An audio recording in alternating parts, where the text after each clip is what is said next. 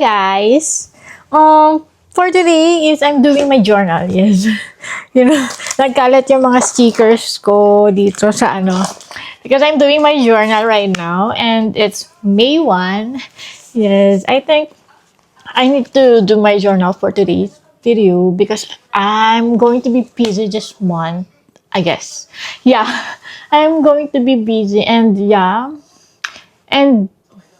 not totally busy sa life, especially like everyday busy naman talaga ako dahil so may suki-tuki, everyday nag-aano ako sa kanya. Inaasikaso ko siya since pumapasok siya sa school, nag-hoy-kuwen na siya. And that's the reason why I'm going back to my work. And kailan tayong kumayod? Actually, pinayagan na talaga akong mag-work again for my last work. For my last work, yes. Meron kasi akong dating work before and I really enjoy that. Especially hobby ko din siya. And hindi ko naman na-expect na magkakaroon ako ng parang actually hindi ko siya tinatawag na work kasi guys. Kasi hobby ko siya. And then nag-enjoy ako while and ayokong sabihin sa lahat na this is my work, like, it's a work. No, I don't want na parang baka masabihan pa na, work yan, ganyan. But yeah, nanood pala ako ng Korean while doing my journal. It's May na. For today's May, gumawa ako ng mood tracker. And then, this one is my habit tracker. Mom duties, lifestyle, growth, home, self-care. Yes. And then, nag-iisip ako kung, may mind dump, daily reset, self-awareness, focus of the day. Yes. Ay, parang everyday, ang dami mong gustong gawin sa life. Kasi, this past few months, parang nawala yung pinakabibisihan ko. Pero, it's okay. Kasi, hindi stable yung mental health ko this past few months. Yeah. Alam niyo, nahihilig ako sa sa mga stickers ngayon. Sa mga stamps. Like this. Guys. I wanna share it with you guys. Tanan! Diba? Tanan! Guys, ang dami kong stamp. Binili ko lang siya sa Daiso. 100. 100 isa. Pero mahal din kasi bilangin mo to, nakaka 1,000 din ako. Every time na pupunta ako sa Daiso. Nakaka 1,000 din ako guys. Nakaka 1,000 plus. Pero I think I need to budget na. Yes, I have my budget planner here. And nandito din yung mga parang bayarin namin kung magkano yung binabayad namin monthly. Oh my God, I need it na talaga. And kung magkano ine-expense ko, especially sa transportation card ko and sa ang tawag nito? Sa credit card. Yes, I need to budget na. Because oh my God. And then, nakapag-apply na ako ng another work. Good job. Yes. Sana matawagan ako agad. I think, confirm na nabalik ako sa dati kong work. Pero I think hindi na siya parang, kailangan i-post sa social media. Especially sa Facebook. Kasi dun tayo parang, na-trigger yung mental health mo sa pagpo-post daw. チュマに対して死としている人がいて、そのせいでチュマのパートを辞めさせました。そしてチュマのメンタルヘルスにまで一休が出ています。チュマの人生を壊したその人に感謝します。Yeah, sobrang na-trigger mental health ko doon. Like, I don't know why people Most of the time, kung ano ang sinasabi ng tao sa'yo, reflection ng yun ng nararamdaman nila sa sarili nila. Huwag mo nang hayaang maka-apekto sa'yo. Thankful ako kasi mas lalo kang nagiging matatag. A mindset like that. I don't know why, but yes, later, tatalakayin natin yan, but kain muna tayo. So for today's video, I just wanna share my experience during my pregnancy. Yeah, during my pregnancy, and right after I gave birth, and especially what I went through mentally. To be honest, mabot sa point na hindi na makontrol yung sarili ko. Hindi ko na makontrol yung emotions ko. Natatakot na ako para sa baby ko, yeah.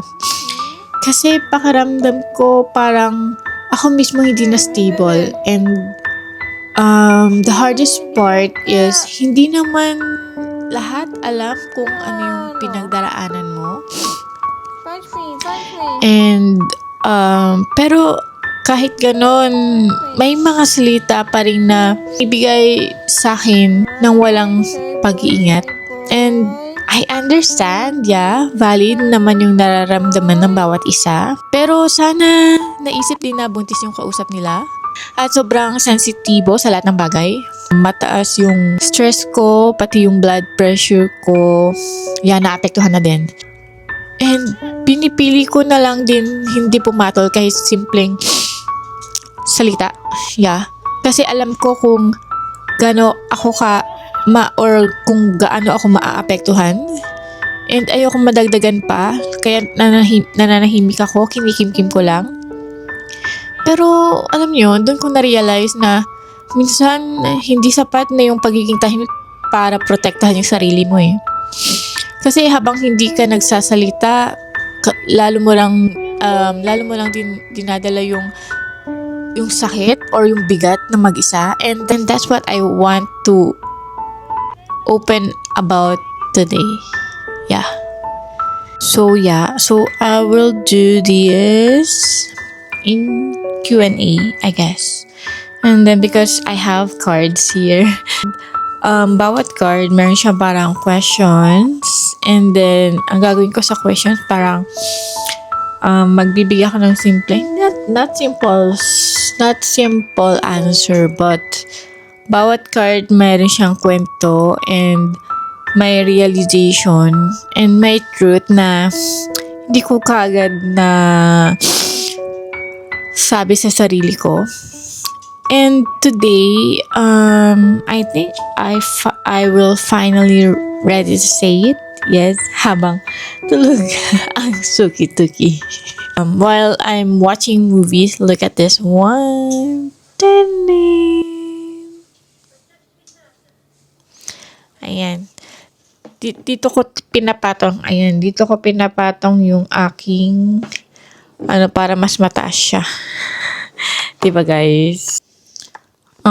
So yeah, card number 1 is intention. Bakit mas masakit yung simpleng salita? Umalis tayo doon, lumipat tayo ng pwesto kasi naiyak ko, baka bigla akong umiyak. So, card number 1. Parang alam mo yung may mga salita na parang wala lang sa una. Tapos parang simpleng comment lang, parang kaya mo pang i-ignore eh. Like, nung nasabihan ako ng ang OA mo naman dun sa video, yeah. Well, for me, it's nonsense, yeah. And hindi ko na lang din siya pinansin. Pero, for me, syempre, curious ako bakit nasabi yun. Like, kasi yung ibang nagsabi sa akin, like, OMG, nakakatawa naman yung asawa mo, diba? I'm so happy for you. Mga ganun. Tapos, may isang taong magsasabi sa'yo na ang OA mo naman dun sa video. Like, huh? Tapos, okay. Tapos, hindi ko na lang siya pinansin kasi nonsense, yeah. And maybe siguro stress siya or siguro wala siyang natanggap. Yeah, wala siyang natanggap dun sa hobby niya siguro, kaya niya siguro nasabi yun. And then, pero alam mo yung tatawagan ka pa kinabukasan like para ulitin yung words na yun. Like, hello, hindi ka na nga pinansin. Tapos, uulitin mo pa. Tapos, sasabihin pa niya, ako tapos yun nga, wala nga daw siyang natanggap na regalo. Like, anong sense? Like, so, what's the catch? Diba? Hindi ko na nga pinatulan. Naulitin mo pa sa akin. For what? Diba?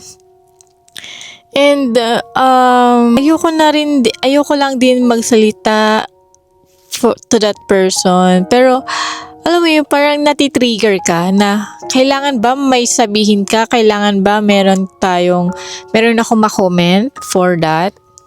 Pero, pero hindi pa yun natapos eh. May mga sumunod pa dun eh. Like, hindi ko na lalahatin. At saka, hindi ko siya parang ipo-point out sa taong yon. I-generalize ko na lang din. May mga sumunod pa din na salita ko na natanggap sa tao. I-generalize ko na lang, so I don't want to point out or to call out the person. May mga sumunod pa na salita like tulad ng feeling ko ang taas-taas na ng tingin mo sa sarili mo. Tapos dati binubuli ka lang, ngayon kung saan ka nakakapunta. Minsan mapapaisip ka talaga kung sino bang tunay na masaya para sa'yo. Kasi walang totoong kaibigan na magsasabi ng dati binubuli-buli ka lang, ngayon kung saan ka na nakakapunta. At minsan, kapag paulit-ulit ka pang binabanggit yung mga sugat na pinagdaanan mo, mas ramdam mo yung pagmamataas kaysa tunay na malasakit. At yung mga panahong yun, kakapanganak ko lang din. And 2 months ako sa hospital nun eh. 2 months ako nagstay sa hospital nun. Kasi sobrang dami kong pinagdaanan nun. Hindi pa okay yung mental health ko, yung health ko, yeah. Tapos sasabihan mo ko ng ganun after ko makalabas ng hospital. Yeah. And ito rin yung nasa stage ako ng postpartum ko din nun eh. Very emotional pa din. Siyempre sa dami mo ba naman pinagdaanan, di ba? And hindi pa ulit nabubuo yung sarili mo. At dun ko naramdaman na hindi na siya parang simpleng mga salita lang din. Kasi hindi na lang din siya parang isang beses talaga eh. Kasi hindi na lang isang comment, di ba? Paulit-ulit na siya. Parang nagiging pattern na siya. At may mga pagkakataon na nasabihan, sinasabi ko lang to kasi gusto kong magpakatotoo sa'yo. Pero, alam mo, kapag tinanong ko kung bakit, anong dahilan niya, bakit niya nasasabi yun, kung tinatanong ko kung bakit niya nasabi sa akin yun, walang malinaw na sagot. Alam niyo yun, guys. Walang reason. As in, no reason. Walang direction. Dumating din ako sa point na sinubukan ko magsalita. Sinabi ko na sa kanya yung mga nasasabi niya nung buntis ako, and after ko mabuntis, nung nasa stage na ako ng postpartum nung after ko kapapanganak, kinall out ko na siya. So yun nga, yung nakapag-open forum na kami nung time na yun. Hindi para makipag-away, kundi para maintindihan, sana. Pero ang sagot sa akin, sinasabi ko lang yun kasi yun yung nararamdaman ko. Wala kang karapatan mag-react kasi yun yung feelings ko. At dun ako natahimik. Like, alam mo yung sa isip ko, oh my God. As in, oh my God. Alam mo, gets ko na may sarili tayong feelings at lahat tayo may karapatang maramdaman yun. Pero hindi rin tama na sasabihin mo sa isang tao na wala siyang karapatang mag-react sa paraan ng pagtrato mo sa kanya. Kasi habang ina-express mo yung nararamdaman mo, may tao ring nasasaktan sa actions at words mo. Hindi porket totoo yung feelings mo, mawawala na yung accountability at respeto. And then na-realize ko, hindi lahat ng nararamdaman kailangan sabihin ng walang pag-iingat. Hindi porket totoo sa'yo, automatic na tama kung paano mo ibinibigay sa iba. May sinabi pa na, eto ako eto lang ako. Parang sinasabi niya na ganito na siya at wala ka nang magagawa pa. At doon ko naintindihan na may mga taong hindi pa handang magbago. Alam nilang nakakasakit na sila. Alam mo, ang hirap din kasi talaga na mag-isa ka lang dito sa ibang bansa Wala kang pamilya dito. Yung mga kaibigan mo na takbuhan mo dati, wala dito. At doon mo marirealize na lahat sa'yo mababago. Hindi lang yung paligid mo pati ikaw. In life, in personal growth, Kasi when you start somewhere new, it will reshapes you Right? 'Di ba? Yung mga bagay na dati hindi mo alam dito sa lugar na to, unti-unti nagiging parang normal na sa'yo. Yung mga rules and regulations nila, mga do's and don'ts dito, lahat unfamiliar. Pati mga tao sa paligid mo. Mga tao na kailangan mong pakisamahan, intindihin, lalo na yung mga foreigners here. Pero alam mo, deep inside, sila rin yung nagiging dahilan para mabago yung mindset mo. Sa totoo lang. Doon mo rin nakikita na yung akala mo hanggang dun ka na lang, may ile-level up pa pala sa'yo. Sa skills mo, sa ugali mo, at kung sino ka bilang tao. At pinaka-importante, natututo ka maging ikaw. Kasi, yung version mo na hindi takot ma-judge. Kasi sa totoo lang, hindi ka naman talaga nila kilala kung sino ka dati, di ba? Pag nandito ka na talaga sa lugar na walang nakakakilala sa'yo. As in, it's your this is your chance na to be yourself. Kasi walang taong makakakilala sa'yo, walang taong makakakilala sa'yo dito ngayon. Pero alam nyo, mas masakit pala yung kapag yung mga taong alam yung pinagdaanan mo, yung nakakita kung gaano ka nahirapan, at kung paano ka unti-unting bumangon, sila pa yung hindi marunong mag-ingat sa'yo. And doon ko na-realize na kaya siguro mas masakit yung simpleng salita. Kasi hindi mo nararamdaman yung care sa likod nun. Sa likod ng words na yun. And kung imbis na kamustahin ka, kung okay ka lang ba, alam mo yun, kung kamusta na ba kalagayan mo dito, kung okay pa ba yung mental health mo, kung hindi ka ba sobrang stress, nahihirapan ka ba dyan, ganyan.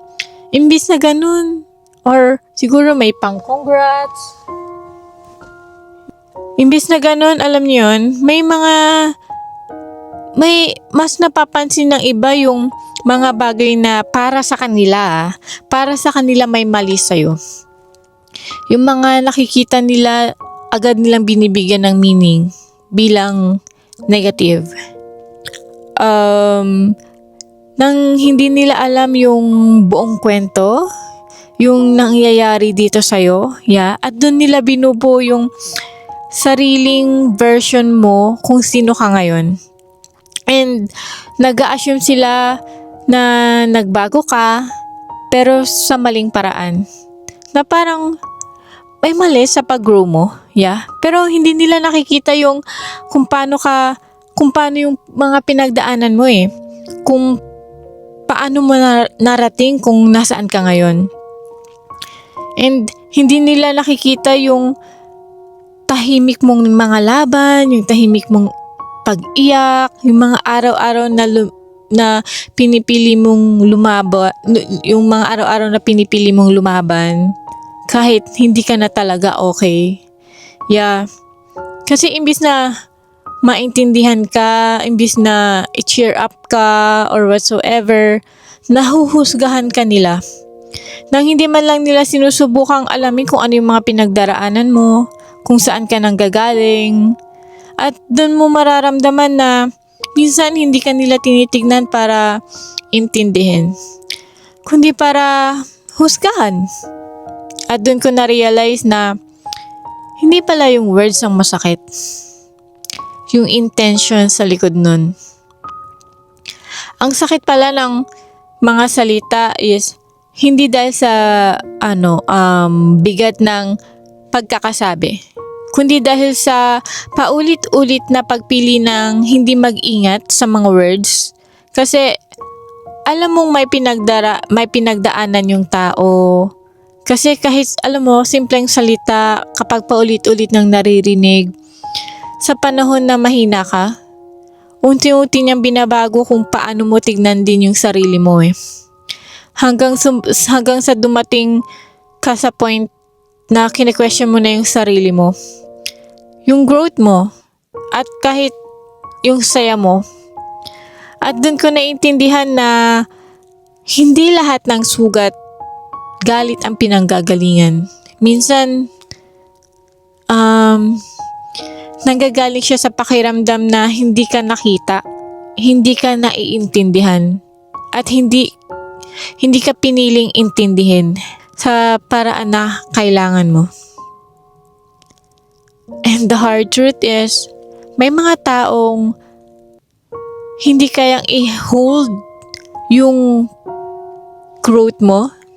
Kaya instead na sabayan ka, intindihin ka, or suportahan ka, pipiliin nilang i-question ka, or i-minimize ka, or ibalik ka sa version mo na mas komportable para sa kanila. Kasi minsan, hindi nila napapansin na habang ginagawa nila yon, hindi ka lang nila nasasaktan eh. Unti-unti ka nilang nawawala. At kahit i-explain mo yung side mo, kahit sabihin mo kung saan ka nanggagaling, hindi pa rin sila makikinig. Hindi dahil sa malinaw ka magpaliwanag, or kundi dahil hindi sila handang makinig sa'yo, or hindi sila handang umintindi sa'yo. At minsan, kahit ipakita mo na nasasaktan ka, pipiliin pa rin nilang i-justify yung sarili nila. Itatago nila sa likod ng ganito lang ako eh. Or ito yung nararamdaman ko eh. 'Di ba? Parang pero ang totoo, hindi lahat ng nararamdaman kailangan ibigay sa tao or sa iba nang walang pag-iingat. At hindi lahat ng totoo ay excuse para makasakit. At doon ko na-realize na may mga taong kahit anong paliwanag mo, hindi ka pa rin pipiliing intindihin. And yeah, that's true. We cannot please people, and don't be a pleaser. Yeah. And for that, I didn't become distant. I became more aware. Aware of the words I allow, the energy I keep, and the spaces I choose to stay in. Because not every place that knows your past deserves access to your growth. And sometimes, walking away isn't losing people. It's finally choosing yourself. I just stopped explaining myself to people